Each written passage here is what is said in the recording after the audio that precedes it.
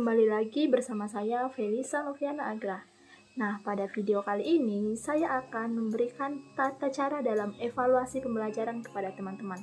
Nah, video ini pastinya sangat berguna untuk teman-teman yang nantinya ingin menjadi pendidik atau menjadi guru.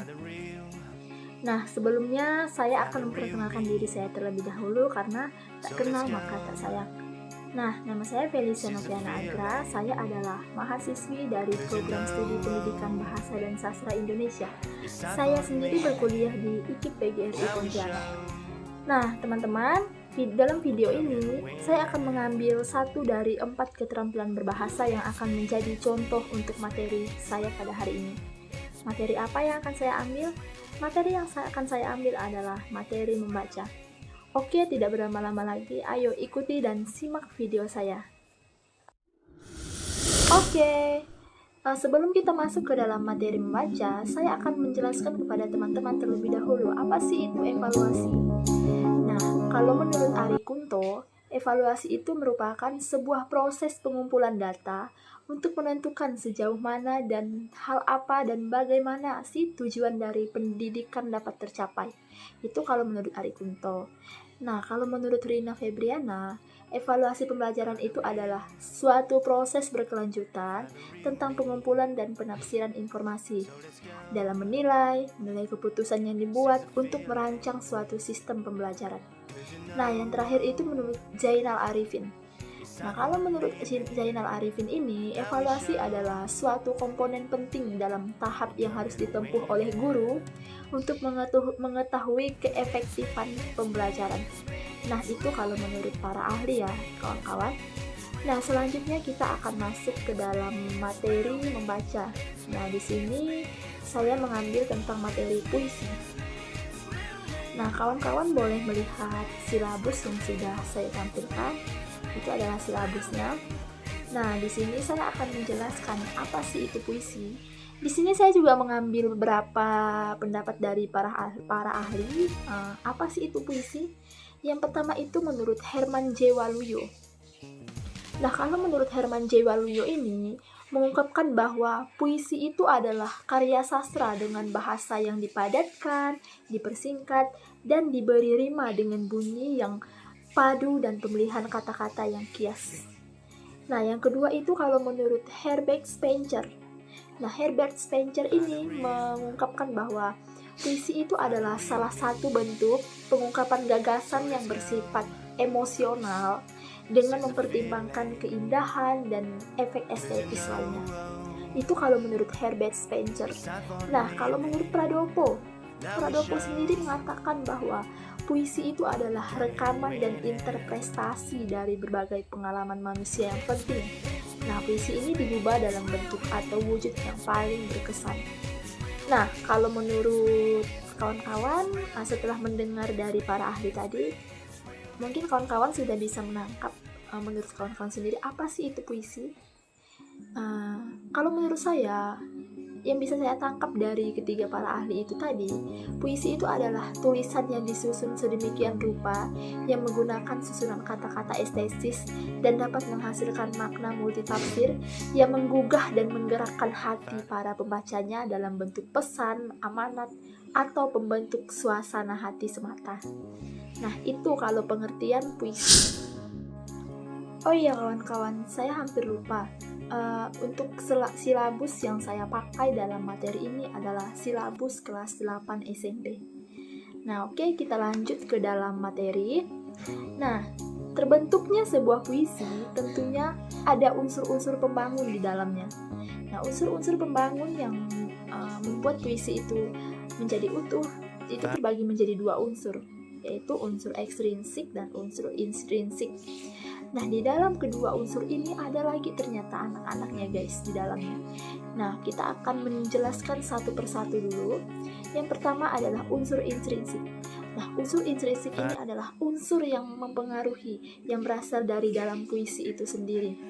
Nah, ada beberapa unsur intrinsik di sini.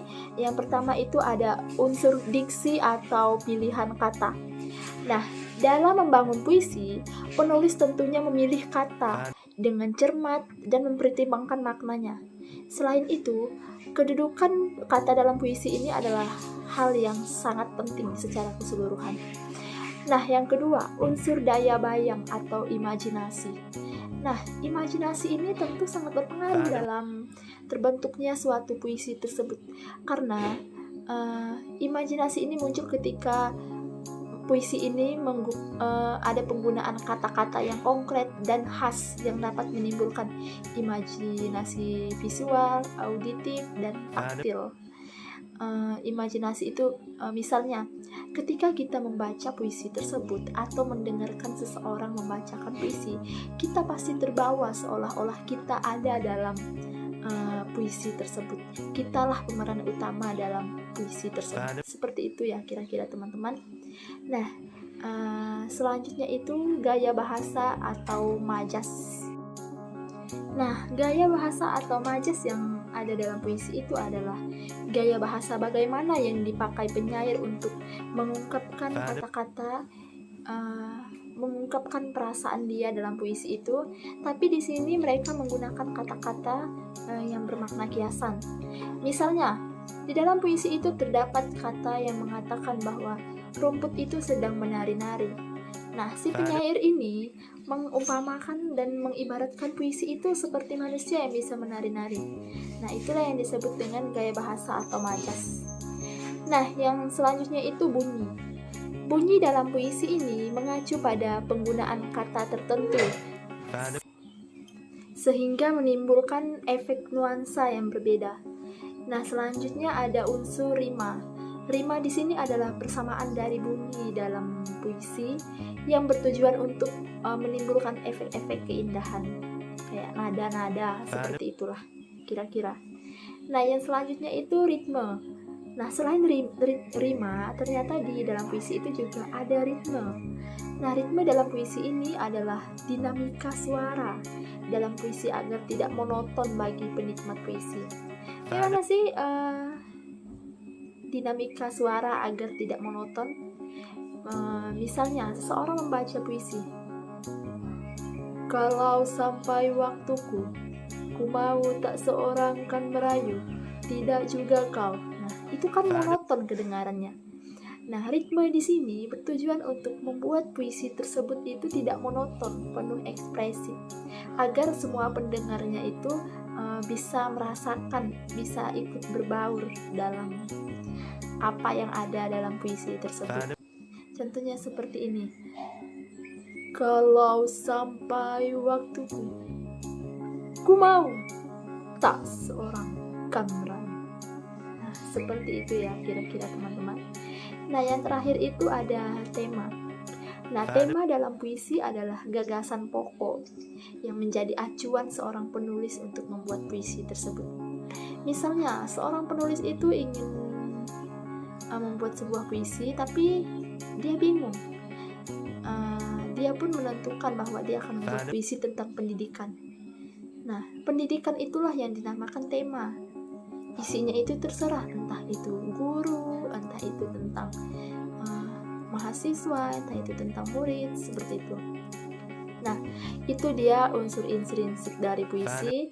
Selanjutnya kita masuk ke dalam unsur ekstrinsik puisi.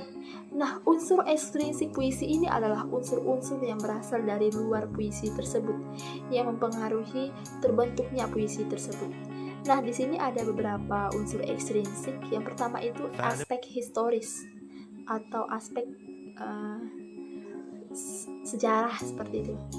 Nah, aspek historis ini adalah unsur kesejarahan atau gagasan yang terkandung dalam puisi tersebut. Misalnya, sejarah tentang kemerdekaan Indonesia. Nah, adanya sejarah inilah yang akan membangun para penulis untuk membuat puisi tentang kemerdekaan, puisi tentang pahlawan, seperti itu. Nah, yang kedua itu aspek psikologis atau aspek kejiwaan. Nah, aspek psikologis ini aspek kejiwaan yang ada dalam puisi tersebut. Biasanya aspek psikologis ini itu berkaitan dengan kepribadian seseorang atau tentang jiwa ataupun tentang perasaan, seperti itu. Yang selanjutnya itu aspek filsafat. Nah, aspek filsafat ini berkaitan erat dengan puisi atau karya sastra secara keseluruhan. Nah, yang terakhir itu ada aspek religius. Teman-teman pasti sudah tahu kalau sudah mendengar kata religius. Religius ini sendiri berkaitan dengan keagamaan dan iman dari orang tersebut. Seperti itu kira-kira. Oke, setelah kita menjelaskan tentang unsur intrinsik dan ekstrinsik yang ada dalam puisi, seperti tema kita pada hari ini adalah membaca, jadi saya akan memberikan gambaran atau memberikan teknik bagaimana sih cara membaca puisi yang baik dan benar itu kalau menurut saya. Jika masih ada yang kesalahan nanti teman-teman boleh tulis komentar di dalam kolom komentar. Nah, seperti yang sudah saya pelajari itu, teknik-teknik membaca puisi itu kita harus memperhatikan 4 hal. Yang pertama artikulasi, vokal, penghayatan, dan juga ekspresi. Nah, pertama-tama kita akan masuk ke dalam artikulasi. Nah, artikulasi itu adalah pengucapan ketika teman-teman mengucapkan huruf-huruf yang ada dalam puisi tersebut. Misalnya, teman-teman mengucapkan kata A, bukan kan itu A, seperti itu. Nah, begitu juga ketika teman-teman mengucapkan huruf lainnya seperti R, seperti S, teman-teman harus mengucapkannya dengan secara jelas. Yang kedua itu adalah vokal. Nah, vokal ini diperhatikan bukan hanya ketika kita bernyanyi, tetapi ketika teman-teman membaca puisi, teman-teman juga harus memperhatikan vokal teman-teman. Misalnya, ketika teman-teman berbicara biasa kan vokalnya itu pasti tidak dikeluarkan. Seperti kita bilang, mengatakan, kalau sampai waktuku. Nah, itu kalau teman-teman mengucapkannya secara biasa. Tetapi kalau teman-teman mengucapkannya dengan vokal, jadi seperti ini. Kalau sampai waktuku. Nah, itu kalau teman-teman mengucapkannya dengan vokal. Seperti itu. Nah, selanjutnya setelah vokal itu penghayatan. Nah, penghayatan di sini bagaimana sih teman-teman bisa menghayati puisi tersebut supaya menyatu dengan jiwa teman-teman. Ketika teman-teman sudah bisa menghayati puisi tersebut, para pendengar juga akan pasti bisa menghayati puisi tersebut. Karena sebelum kita membaca puisi, kita harus tahu terlebih dahulu makna dari puisi tersebut agar kita bisa mendapatkan dan memenuhi syarat penghayatan dalam membaca puisi. Seperti itu. Nah, yang terakhir itu adalah ekspresi. Ekspresi ini sangat berkaitan dengan penghayatan. Ketika teman-teman bisa menghayati sebuah puisi, maka ekspresi teman-teman akan keluar sesuai dengan tema puisi tersebut. Misalnya, teman-teman membacakan sebuah puisi yang bertemakan tentang kesedihan. Tidak mungkin kan teman-teman sambil senyum-senyum. Tentunya teman-teman harus menunjukkan ekspresi sedih, ekspresi yang minta dikasihani, seperti itu, ekspresi yang hampir putus asa, seperti itu ya teman-teman. Begitulah kalau untuk contoh dan teknik pembacaan puisi. Nah, di sini saya juga akan menampilkan ini ada teks puisi yang berjudul Aku. Ini karya dari Chairil Anwar. Nah, di sini teman-teman boleh belajar di rumah sesuai dengan hal-hal yang perlu diperhatikan dalam membaca puisi yang sudah saya sebutkan tadi. Silakan teman-teman praktikkan di rumah. Nah, membaca puisi ini sebetulnya sangat berguna bagi teman-teman yang sering kali membaca puisi, dan teman-teman yang belum pernah baca puisi silakan coba. Karena sebenarnya baca puisi itu banyak kegunaannya untuk kehidupan sehari-hari. Yang pertama itu untuk memberi banyak wawasan kepada teman-teman. Nah, membaca puisi ini merupakan cara yang menyenangkan untuk mempelajari berbagai hal, sejarah, budaya, seni, dan lain-lain. Karena puisi ini adalah karya sastra yang mengungkapkan banyak hal tentang suatu kenyataan sosial, kehidupan masyarakat, ungkapan perasaan kepada seseorang, dan hal ini pastinya akan memicu untuk menambah wawasan kawan-kawan seperti itu. Nah, yang kedua ini fungsi membaca puisi ini untuk menambah perbendaharaan kata.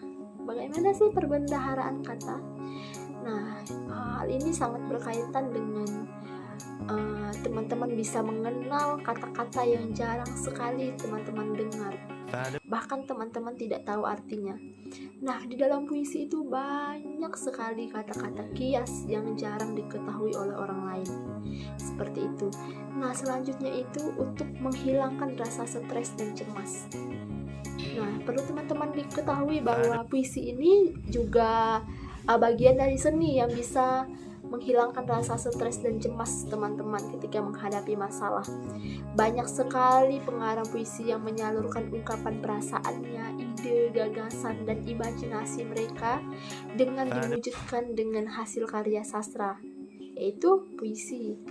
Nah, kenapa puisi ini bisa menghilangkan stres dan cemas? Coba teman-teman bayangkan, ketika teman-teman membacakan sebuah puisi, maka teman-teman akan terbawa oleh suasana yang ada dalam puisi tersebut. Seperti itu. Nah, selanjutnya yang terakhir itu adalah dapat meningkatkan keterampilan menulis dan membaca. Nah, ketika teman-teman senang, ketika teman-teman hobi, teman-teman suka dan mau belajar tentang membaca puisi, maka teman-teman akan tertarik untuk menulis puisi. Saya yakin teman-teman akan tertarik untuk mencari kata-kata kias. Teman-teman akan tertarik untuk membuat suatu puisi. Seperti itu. Nah, baik, selanjutnya kita masuk ke dalam penilaian. Nah, karena ini materinya tentang membaca puisi, jadi penilaian yang diambil di sini ada dua kategori. Yang pertama, penilaian untuk pengetahuan, dan yang kedua untuk penilaian keterampilan. Nah, untuk pertama-tama kita akan masuk ke dalam bagaimana sih penilaian untuk pengetahuan yang cocok untuk materi ini.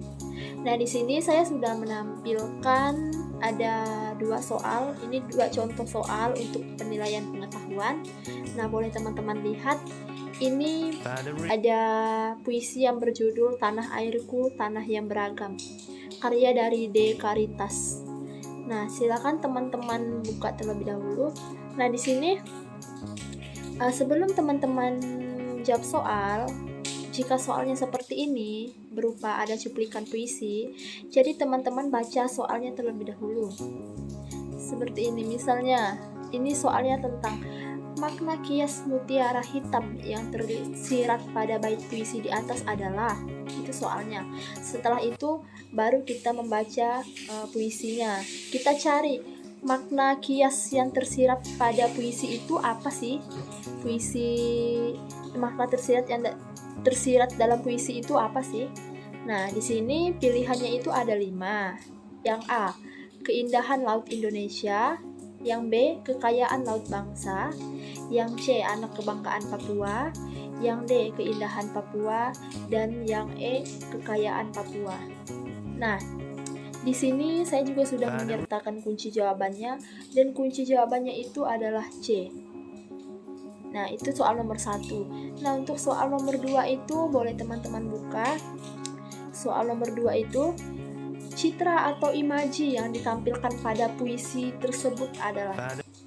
Nah, apa citra dan imaji yang tersirat dalam puisi di atas? Nah, ini ada 5 pilihan juga. Yang A, pendengaran. Yang B, perabaan. Yang C, penglihatan. Yang D, penciuman. Dan yang E, penghayatan. Nah, di sini saya juga sudah menyertakan kunci jawabannya, yaitu C, penglihatan. Nah, dari 2 soal, ini cuma contoh ya teman-teman, ini cuma contoh. Nah, bagaimana cara teman-teman menilainya? Bagaimana cara kita memberi penilaian untuk soal pengetahuan yang berupa pilihan ganda ini? Nah, di sini saya juga sudah menampilkan rubrik penilaian untuk pengetahuan, silakan teman-teman lihat. Ini rubiknya. Nah, di sini boleh teman-teman baca. Nah, jika peserta didik teman-teman menjawab soal tersebut dengan benar, berarti nilainya kita beri 2. Itu misalnya ya. Nah, jika murid teman-teman menjawab soal salah, itu teman-teman beri nilai 1. Tapi jika dia tidak menyilang sama sekali, itu kita beri 0. Nah, untuk penilaiannya seperti itu kira-kira teman-teman. Nah, untuk angka-angkanya itu terserah dari pendidik sendiri ya, jadi tidak harus mengacu dengan cara yang saya ajarkan. Nah, untuk yang kedua itu untuk penilaian keterampilan. Setelah pengetahuan juga ada keterampilan, karena ini membaca puisi. Nah, untuk keterampilan, teman-teman boleh meminta peserta didik teman-teman untuk membacakan satu puisi, tapi ditentukan oleh teman-teman. Misalnya peserta didiknya teman-teman wajibkan membaca puisi Aku dari Hairil Anwar. Nah, setelah itu teman-teman beri kesempatan dulu. Misalnya teman-teman memberi tugasnya hari ini, silakan anak-anak pelajari, anak-anak belajar membaca puisi yang berjudul Aku dari Hairil Anwar, dan minggu depan akan ibu atau akan bapak tes untuk membaca satu-satu di depan ya, seperti itu misalnya. Nah, setelah itu teman-teman juga harus menyiapkan rubik untuk latihan ini, yaitu rubik penilaian keterampilan. Nah, di sini saya juga sudah menyertakan rubiknya seperti ini kira-kira untuk penilaiannya. Nah, di situ juga sudah ada kategori nilai di bawahnya, teman-teman. Boleh teman-teman lihat. Nah, itu mungkin itu untuk rubik penilaian pengetahuan dan keterampilan dari materi membaca puisi. Nah, terima kasih untuk teman-teman yang sudah menonton video saya dari awal sampai akhir. Mungkin untuk tutorial atau tata cara dalam evaluasi pembelajaran sampai di sini dulu. Mungkin di hari atau waktu lainnya kita dapat bertemu lagi. Semoga pembelajaran ini bisa berguna untuk teman-teman yang nantinya akan menjadi guru atau menjadi pendidik. Oke, akhir kata, saya Felisa Noviana Agra pamit undur diri. Terima kasih untuk perhatian teman-teman semua. Selamat pagi. Bye.